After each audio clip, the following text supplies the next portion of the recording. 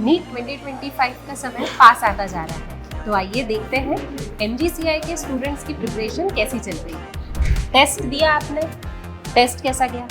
Test was good. Okay, किस sequence में attempt किया आपने? मैं तो पहले फिजिक्स करता हूँ, उसके बाद केमिस्ट्री, हाँ। देन फिर बायोलॉजी। ओके, ठीक है। First biology, chemistry and then physics. और ऐसा क्यों? बायोलॉजी कंपैरेटिवली मोर इजी होता है हाँ। फिजिक्स और केमिस्ट्री से, और उसके बाद chemistry and then difficulty level ज़्यादा हो जाता है, इसलिए बाद में फिजिक्स।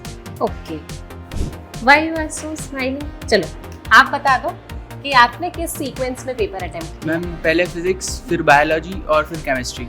और ऐसा क्यों पहले फिजिक्स? मैम फिजिक्स पहले करने का मेरा रीज़न सिंपल सा है, क्योंकि फिजिक्स में क्या होता है, कैलकुलेशंस होते हैं। तो जब मैं फ्रेश माइंड होता हूँ तो कैलकुलेशन में एरर होने की जो प्रोबेबिलिटी है वो बहुत कम हो जाती है, तो वो कम होते हैं, उस वजह से क्वेश्चन ज़्यादा सही हो जाते हैं। और वहीं मैं अगर बाद में करता हूँ तो वो मिस्टेक्स बढ़ जाती है थोड़ा, इसीलिए मैं फिजिक्स को पहले प्रीफर करता हूँ। ओके, ये भी एक लॉजिकल रीजन है। आपको किस सब्जेक्ट में सबसे ज़्यादा डिफिकल्टी आती है?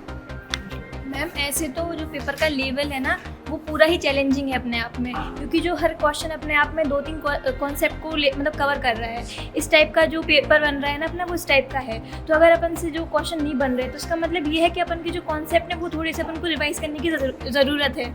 और मैम ये सही भी है, क्योंकि अपना जो मेन टारगेट है वो ये टेस्ट नहीं, अपन का टारगेट वो नीट है मैम 4 तारीख का। हाँ आस्था, आपका क्या व्यू है इस बात पर?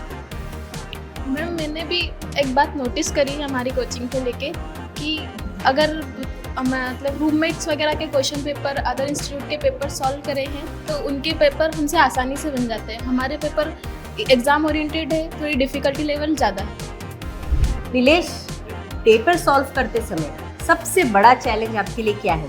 मैम टाइम मैनेजमेंट नहीं हो पाता है। Time management. और ऐसा क्यों? क्योंकि मैम जो MGCI की टेस्ट सीरीज बनी हुई है वो थोड़ी सी लेंथी होती है, इसलिए थोड़ा ज़्यादा टाइम बायो सोल्व करने में लग जाता है। यस मैम, टाइम मैनेजमेंट में प्रॉब्लम होती है, क्योंकि जो बायो है थोड़ा लेंथी आता है। मेरे को बायो लेंथी लगता है, क्योंकि उसमें असर्शन, रीज़न, स्टेटमेंट वगैरह होते हैं जिनको पढ़ने में थोड़ा टाइम लगता है, और इसी वजह से बायो करने में ही 1 घंटा हो जाता है। अच्छा, ऋषभ, आपके लिए सबसे बड़ा चैलेंज क्या है टेस्ट सीरीज में? फिलहाल में गर्मी इतनी लगती है यहाँ पर टेस्ट देने टाइम पे, क्योंकि मैम यहाँ पे पंखे और एसी दोनों बंद रखते हैं मैम, तो इस कारण से हमको गर्मी बहुत फील होती है। और यहाँ पेपर से थोड़ा सा मन भटक के गर्मी की तरफ जाता है, इसलिए थोड़ा पेपर में मार्क्स आते हैं। अच्छा, मतलब आपका मानना है कि गर्मी के कारण पेपर में आपके मार्क्स कम आ रहे हैं? थोड़ा सा उससे फर्क पड़ता है। अच्छा, अरे भाई, ऐसा थोड़ा है कि गर्मी की वजह से कम हो रही है। जो MGCI है वो अपने को हर परिस्थिति के लिए तैयार कर रहा है, और क्योंकि जो नीट के सेंटर है, कोई कोई सेंटर तो ऐसे हैं जहाँ पर AC तो क्या फैन भी अवेलेबल नहीं है। Very good, that's call the positive attitude. Rupesh, MGCI की स्पीड टेस्ट से आपको क्या फ़ायदा मिला? इस टेस्ट का नाम स्पीड टेस्ट इसलिए तो रखा गया है क्योंकि ये हमारी स्पीड बढ़ाता है और साथ ही साथ हमारी एक्यूरेसी भी इम्प्रूव करता है। Okay, very good. गीतांजलि, आपकी क्वेश्चन प्रैक्टिस कैसी चल रही है? मैम हमने पूरे एकेडमिक सेशन में रनिंग सिलेबस टेस्ट के साथ साथ UT, speed test, performance booster test और प्रतिज्ञा टेस्ट सीरीज़ के क्वेश्चंस को अगर मैं इंक्लूड करूँ तो मैंने अप्रॉक्सीमेट 11,000 से 12,000 क्वेश्चन प्रैक्टिस कर लिए होंगे, और इसके अलावा जो मेरी सेल्फ लेवल पे क्वेश्चन प्रैक्टिस है वो अलग है। Very good, this is the great score.